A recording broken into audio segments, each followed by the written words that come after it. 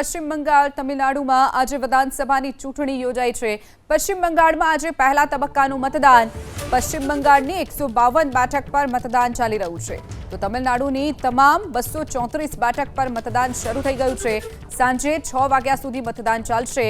4 મેના ચૂંટણી પરિણામ જાહેર થવાનું છે। તો બંગાળમાં ભાજપ નેતા શુભેન્દુ અધિકારીનો દાવો। શુભેન્દુ અધિકારીએ ભાજપની જીતનો વિશ્વાસ વ્યક્ત કર્યો છે। તો તમિલનાડુમાં કોંગ્રેસ નેતા પી ચિદમ્બરમે વોટ આપ્યો। તો આજે પશ્ચિમ બંગાળમાં પહેલા તબક્કાનું મતદાન શરૂ થઈ ગયું છે। પશ્ચિમ બંગાળની 152 બેઠક ઉપર મતદાન શરૂ થઈ ગયું છે, તો સાંજે 6 વાગ્યા સુધી આ મતદાન ચાલવાનું છે। બીજી તરફ તમિલનાડુની તમામે તમામ જે 234 બેઠક છે તેની ઉપર પણ મતદાન શરૂ થઈ ગયું છે। લોકો ઉત્સાહપૂર્વક મતાધિકારનો ઉપયોગ કરી રહ્યા છે। મતદાન કરવા માટે વહેલી સવારથી જ લોકોની લાંબી કતારો પણ જોવા મળી રહી છે। બંગાળમાં ભાજપ નેતા શુભેન્દુ અધિકારીએ દાવો કર્યો છે, ભાજપની જીતનો પણ દાવો તેમણે કર્યો છે। તો તમિલનાડુમાં કોંગ્રેસ નેતા પી ચિદમ્બરમે વોટ આપ્યો છે। તો એક બાદ એક રાજકીય નેતાઓ, જે દિગ્ગજ નેતાઓ છે, તેઓ પણ મત આપવા માટે વહેલી સવારથી જ લાઇનમાં ઊભેલા નજરે પડી રહ્યા છે। તો બંગાળમાં ભાજપની સત્તા આવશે તેવો પણ શુભેન્દુ અધિકારીએ દાવો કર્યો છે। શુભેન્દુ અધિકારીએ ભાજપની જીતનો દાવો કર્યો છે। તો સાંજે 6 વાગ્યા સુધી મતદાન ચાલવાનું છે।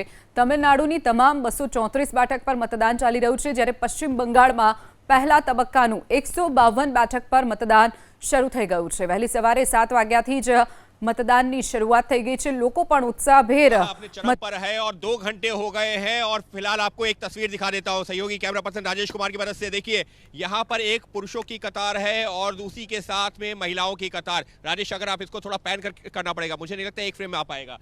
जो पुरुषों की कतार है उससे 3 गुना लंबी महिलाओं की कतार है, और ये सिर्फ एक कतार नहीं है। राजेश, अगर आप पीछे भी दिखा पाए दूसरे पोलिंग बूथ पर, वो देखिए वहां पर भी जो है महिलाओं की संख्या पुरुषों की तुलना में कहीं ज्यादा है। और इसी वजह से रोमाना पश्चिम बंगाल के लिए खास तौर पर कहा जाता है कि पश्चिम बंगाल की महिलाएं तय करती हैं कि किसकी बनेगी सरकार। और ममता बनर्जी ने महिलाओं के लिए बहुत सारी योजना चलाई हुई हैं। बीजेपी ने अपने घोषणा पत्र में बहुत सारी योजनाएं चलाई हुई हैं जिनका जिक्र किया हुआ है। भय नहीं भरोसा का जो है उन्होंने नारा दिया है। कई युवा मतदाता हैं। आप लोग बताइए, आप लोगों के लिए इशू क्या है? कोर इशू, मैं किसी पार्टी की बात नहीं कर रहा हूँ। এই মুহূর্তে কিছু বলতে চাইছি না, ভোট শেষ হোক তারপর।